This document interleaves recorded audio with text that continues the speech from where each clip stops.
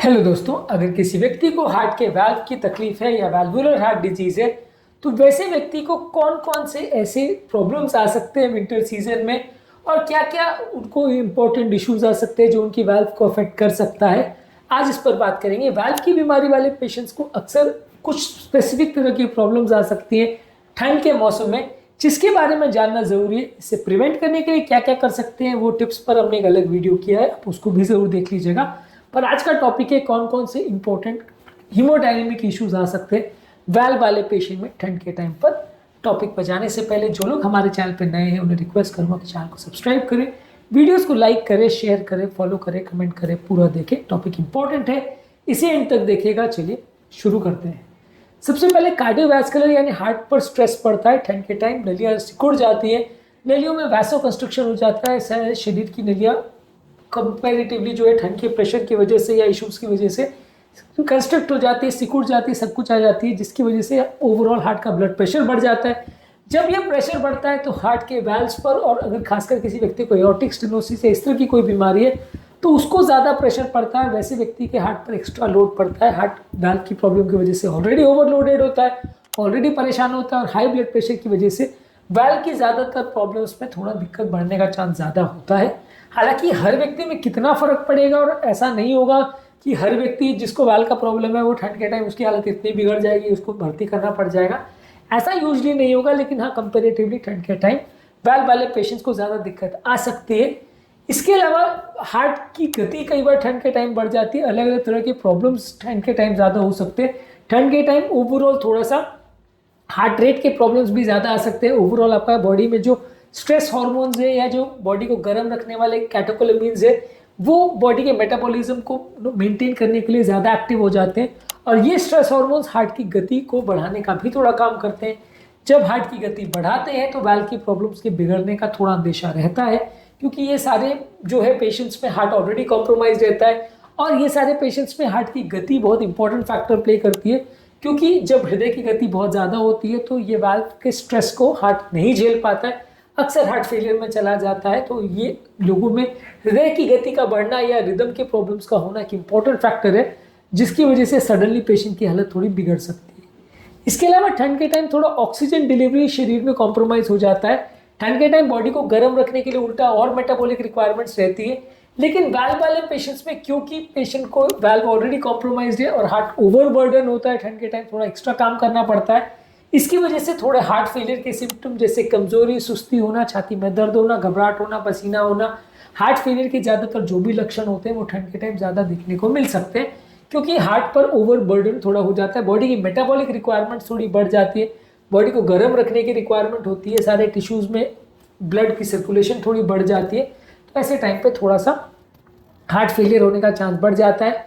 अगर किसी व्यक्ति को माइट्रल वाल्व का प्रॉब्लम है, माइट्रल स्टेनोसिस है खासकर, तो कई बार ठंड के टाइम इन्फेक्शंस की वजह से या दूसरे कारणों की वजह से लंग्स में पानी भरने का चांस ज़्यादा होता है, और ऐसे व्यक्तियों को सांस का प्रॉब्लम ज़्यादा होता है। वैसे भी देखिए, इन्फेक्शन अगर हो जाए और खासकर लंग्स का हो जाए तो हार्ट पर वर्कलोड वैसे ही बढ़ जाता है, और वैसे व्यक्ति का हार्ट फेल होने का चांस ज़्यादा होता है। ये खासकर माइट्रल वाल्व स्टेनोसिस के पेशेंट में सबसे ज़्यादा एप्लीकेबल है, क्योंकि इन्फेक्शन को इनका बॉडी बिल्कुल नहीं झेल पाता। यहाँ पे अगर सिवियर माइट्रल स्टेनोसिस अगर किसी व्यक्ति को है, यानी माइट्रल वाल्व अगर पहले से बहुत ज़्यादा सिकुड़ा हुआ है, तो वहाँ पर पेशेंट की कंडीशन कॉम्प्रोमाइज़ होने का चांस और उनको लंग्स में पानी भरने का चांस, सांस की तकलीफ ज़्यादा होने का चांस ठंड के टाइम थोड़ा ज़्यादा होता है। इन्फेक्शन अगर ना भी हो तो भी ये प्रॉब्लम बढ़ सकती है, पर इन्फेक्शन अगर हो जाए तो ये कंडीशन और बिगड़ सकती है। बहुत ज़्यादा अगर एक्सट्रीम ठंड हो तो कई बार हार्ट की ओवरऑल पंपिंग कैपेसिटी भी कॉम्प्रोमाइज़ हो सकती है, हार्ट का पंप फंक्शन कॉम्प्रोमाइज़ हो सकता है। ये अगर किसी व्यक्ति का ऑलरेडी वाल्व का प्रॉब्लम है और उसको हार्ट ऑलरेडी पंपिंग कॉम्प्रोमाइज है तो उसके लिए डेंजरस हो सकता है और हार्ट फेलियर को बहुत ज़्यादा बिगाड़ सकता है, जो कि कभी कभार मैनेज करना मुश्किल पड़ जाए। इसके अलावा कई बार अलग अलग तरह के इलेक्ट्रोलाइट्स में इम्बैलेंस देखने को मिलता है ठंड के टाइम।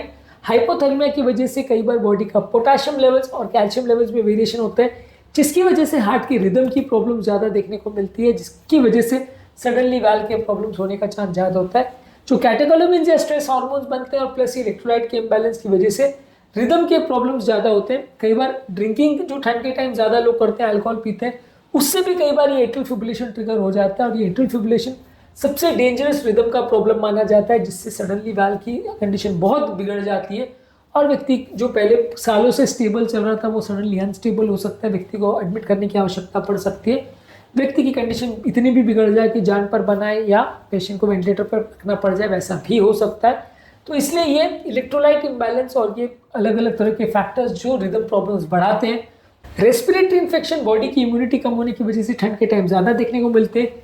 ये फीवर, बॉडी में इन्फ्लेमेशन, हार्ट का सडनली वर्कलोड बढ़ा देता है, जिसकी वजह से वाल्व की प्रॉब्लम बहुत ज़्यादा बढ़ जाती है। इन्फेक्शन कई बार हार्ट में भी फैल सकता है, क्योंकि इस तरह के पेशेंट्स में हार्ट का इनर लाइनिंग ऑलरेडी डैमेज होता है। कीटाणु जब ब्लड स्ट्रीम में पहुंच जाते हैं तो अगर किसी व्यक्ति का वाल्व ऑलरेडी खराब है तो उसकी इनर लाइनिंग को ज़्यादा डैमेज होने का चांस है। इसके अलावा अगर किसी व्यक्ति को मेटालिक या टिश्यू का कोई इस तरह का वाल्व लगाया हुआ, आर्टिफिशियल वाल्व, प्रोस्थेटिक वाल्व जिसको बोलते हैं, तो वो वाल्व में भी इन्फेक्शन होने का चांस और ज़्यादा बढ़ जाता है। वो वाल्व में भी बॉडी के अंदर कीटाणु का अगर राज हो जाए तो सडन इन्फेक्शन फैल सकता है, जिसकी वजह से हार्ट के अंदर अलग तरह का इन्फेक्शन हो जाता है और इसको संभालना अपने आप में बहुत ज़्यादा डेंजरस हो जाता है, मृत्युदायी भी हो सकता है।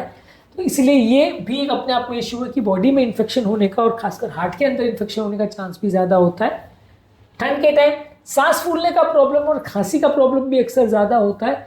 कई बार सडनली ये लंग्स के होने वाले इन्फेक्शन हार्ट पर एक्स्ट्रा वर्कलोड करते हैं, जिससे राइट साइड का पल्मोनरी आर्टरी प्रेशर बढ़ जाता है और सडनली राइट वेंट्रिकल फेलियर बढ़ सकता है।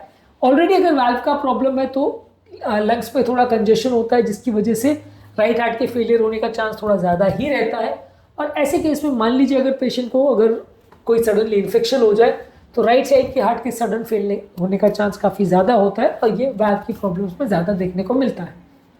इसके अलावा ठंड के टाइम अक्सर लोगों की फिजिकल एक्टिविटी बहुत कम हो जाती है, तो स्टैमिना कम होता है, इससे भी प्रॉब्लम बढ़ती है। और कभी कभार क्या होता है, लोग ठंड के टाइम सडनली बाहर निकलते हैं, बॉडी अडेप्टेड नहीं होती, बहुत ब्रिस्क एक्सरसाइज कर लेते हैं या कई बार कोई भारी काम कर लेते हैं, जैसे एरिया को क्लीन करना या अगर बर्फ़ पड़ गई है वो एरिया में शोवल करना, गार्डन को क्लीन करना। ऐसे कभी कभार कोई भारी काम उठा लेते हैं ठंड के टाइम, जो कि उनकी बॉडी झेल नहीं पाती है, तो सडनली हालत बिगड़ जाती है। तो दोनों ही नुकसानदायक है, यानी कि अगर बहुत भारी काम कर ले व्यक्ति तो भी हार्ट बिगड़ सकता है, और बिल्कुल ही काम ना करे, बिल्कुल ही बैठे बैठे का जीवन रखे तो भी वो स्टैमिना को कॉम्प्रोमाइज़ कर सकता है, इससे भी वाल्व की प्रॉब्लम बिगड़ सकती है। तो ये थोड़ी ऐसी चीज़ें हैं जो ठंड के टाइम सडनली आपकी हालत को बिगाड़ सकते हैं। जब नलियों पे वैसो कंस्ट्रक्शन होता है, नलियाँ सिकुड़ जाती है ठंड की वजह से, तो हार्ट का आफ्टर लोड बढ़ जाता है, यानी जिस प्रेशर के खिलाफ हार्ट को एक्स्ट्रा काम करना है वो बढ़ जाता है। और अगर किसी व्यक्ति का वाल्व कॉम्प्रोमाइज है तो वो हार्ट ये एक्स्ट्रा बर्डन नहीं झेल पाता है, जिसकी वजह से हार्ट फेलियर बहुत ज़्यादा होता है। हार्ट फेलियर के टाइम लोगों का बिहेवियर भी चेंज हो जाता है, लोगों का जो खाने पीने का पैटर्न चेंज हो जाता है। लोग काफ़ी salty, spicy, oily, junk food खाते हैं, कोल्ड बेवरेजेस ज़्यादा पीते हैं और अलग अलग तरह के अल्कोहल वगैरह भी ज़्यादा लेते हैं, पार्टी ज़्यादा करते हैं। ये सारी चीज़ें किसी भी व्यक्ति जिनको अगर वाल्व का प्रॉब्लम है, हार्ट कॉम्प्रोमाइज़ है, उनके लिए अच्छा नहीं है। हार्ट पर अलग अलग तरह के इसमें प्रॉब्लम्स बढ़ते हैं, किसी को डायबिटीज़ बढ़ जाता है, किसी का प्रेशर बढ़ जाता है, किसी का कोलेस्ट्रॉल बढ़ जाता है, किसी का रिदम प्रॉब्लम हो जाता है, और ये सारी चीज़ें डायरेक्टली या इनडायरेक्टली आपके हार्ट को अफेक्ट करते हैं, जो आपके लिए डेंजरस है और आपकी कंडीशन को सडनली बिगाड़ सकते हैं। ठंड के टाइम एक और बड़ा इशू होता है कि लोग अक्सर डॉक्टर के पास नहीं जाना चाहते, जहाँ बहुत बर्फ़ वगैरह पड़ती है वैसी जगहों पे, और कई बार लोगों की दवाइयों के स्टॉक्स भी अक्सर ख़त्म हो जाते हैं। कई बार बहुत ज़्यादा बर्फ़ पड़ती तो कम्युनिकेशन कट हो जाता है, तो मेडिसिन नॉन अधेरेंस का इशू यानी दवा बंद हो जाने का प्रॉब्लम भी ठंड के टाइम ज़्यादा देखने को मिलता है। और जब कभी ये दवा बंद हो जाती है तो वाल्व के पेशेंट्स जो ऑलरेडी कॉम्प्रोमाइज़ हालत में थे और जिनकी ज़िंदगी लगभग दवा पर ही चल रही थी, उनके सडनली बिगड़ने का अंदेशा रहता है, उनके सडनली हालत ख़राब होने का अंदेशा रहता है। तो जब कभी आपकी दवाई सडनली बंद हो जाती है, चाहे डॉक्टर के पास ना जाने की वजह से या दवा बंद करने की वजह से या दवा की नॉन अवेलेबिलिटी की वजह से, तो वो आपकी हालत को सडनली बिगाड़ सकती है। इसके अलावा ठंड के टाइम साइकोलॉजिकल प्रॉब्लम जैसे एंग्जाइटी और डिप्रेशन भी ज़्यादा होता है। ये एंग्जाइटी और डिप्रेशन बहुत सारे स्ट्रेस हार्मोन्स को बनाता है, जिसकी वजह से भी आपके हार्ट की प्रॉब्लम्स बढ़ सकती है। ठंड के टाइम लोगों का स्लीप वेक साइकिल भी कॉम्प्रोमाइज़ हो जाता है, प्रॉपर नींद नहीं हो पाती है, इसकी वजह से भी अक्सर ये स्ट्रेस हार्मोन्स बढ़ जाते हैं और ये आपके हार्ट को कॉम्प्रोमाइज़ कर सकते हैं। शॉर्ट में अगर बात करें कि वैल्वुलर हार्ट डिजीज वाले पेशेंट ठंड के टाइम क्या क्या कर सकते हैं अपने हार्ट को प्रोटेक्ट करने के लिए, तो उसके लिए कुछ टिप्स आपको बताता हूँ। हालांकि इन सब चीज़ों को हमने डिटेल में एक पूरे वीडियो में अलग से डिस्कस किया है। बेसिकली आपकी बॉडी को वार्म रखना है ताकि बहुत ज़्यादा ठंडे टेम्परेचर का आपको एक्सपोजर नहीं हो। मल्टीपल लेयर्स में आप कपड़े को पहनिए। अगर कोई सिम्टम्स हो रहे हैं, लक्षण हो रहे हैं, जैसे सांस फूलना, घबराहट होना, बेचैनी होना, हाथ पाँव में सूजन होना, तो उसका ध्यान रखिए। इन्फेक्शन से खुद को बचाइए, वैक्सीनेट प्रॉपर करिए, अलग अलग तरह के इन्फेक्शन से खुद को हाइजीन द्वारा प्रोटेक्ट करिए। नमक का इंटेक कम रखिए, बहुत ज़्यादा पानी मत पीजिए, बहुत ज़्यादा बेवरेजेस या अल्कोहल मत लीजिए। एक्सरसाइज रेगुलरली करिए, लेकिन ओवर एक्सरसाइज मत करिए, ज़रूरत से ज़्यादा एक्सरसाइज मत करिए किसी दिन जिससे हार्ट पर सडनली लोड पड़े। मेडिसिन रेगुलर लेते रहिए, रेगुलर चेकअप्स करते रहिए, अपने डॉक्टर से डिस्कस करते रहिए। एंग्जाइटी और डिप्रेशन वगैरह की प्रॉब्लम है तो उसको सॉर्ट आउट करिए, और अगर ज़रूरत है तो उसके लिए भी दवा ले सकते हैं। ये सारी चीज़ें आपकी वाल्व की प्रॉब्लम्स को बिगड़ने से कुछ हद तक रोक सकती हैं। हालांकि इन सारी चीज़ों को डिटेल में हमने एक दूसरे वीडियो में डिस्कस किया है, उस वीडियो को भी ज़रूर देख लीजिएगा। उम्मीद करूँगा कि आज के टॉपिक में कुछ नई बातें जानने को मिली होंगी। जो लोग हमारे चैनल पर नए हैं उन्हें रिक्वेस्ट करूँगा कि चैनल को सब्सक्राइब करें, वीडियोज़ को लाइक करें, शेयर करें, फॉलो करें, कमेंट करें, पूरा देखें।